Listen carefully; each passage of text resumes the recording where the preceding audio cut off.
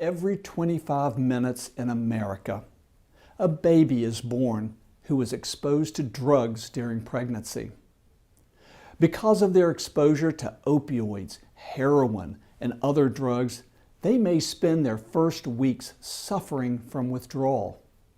Their bodies shake with tremors and their cries are heartbreaking. This is called neonatal abstinence syndrome, and it is truly a terrible way to come into this world. Unfortunately, it is becoming all too common. This is especially true in my home state of West Virginia. The good news is doctors, nurses, and community leaders are developing innovative treatments for these babies. One example is Lily's Place, a pediatric recovery center that I helped start in my hometown of Huntington. There, doctors and nurses use the best treatments and therapies available to help babies suffering from withdrawal, and parents can get counseling. Centers like Lily's Place offer hope for mothers seeking to turn their lives around, mothers like Cassidy Falls of Huntington. When describing her fight against drug addiction, she said, "There was something far stronger than I could have ever imagined creeping into my life. My thoughts were altered, my wishes, wants, and needs were no longer mine." Cassidy Falls and her infant son are healthy now, thanks to Lily's Place. We need more programs like it, but it took years of cutting through red tape just to get this one program set up.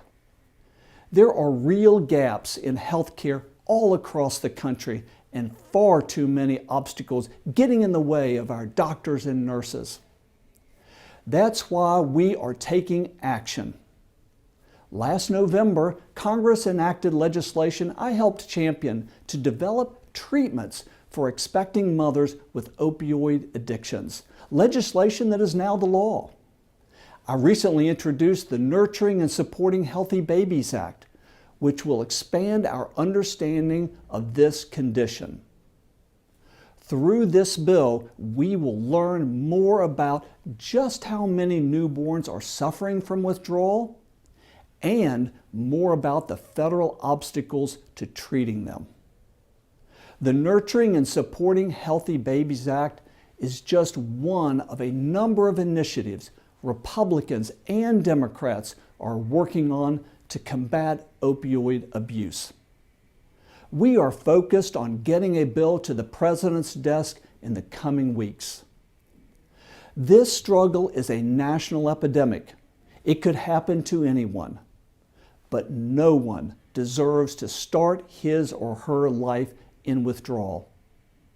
It is our responsibility to care for the most vulnerable in our society. And that is why I look forward to working with my colleagues to get this done.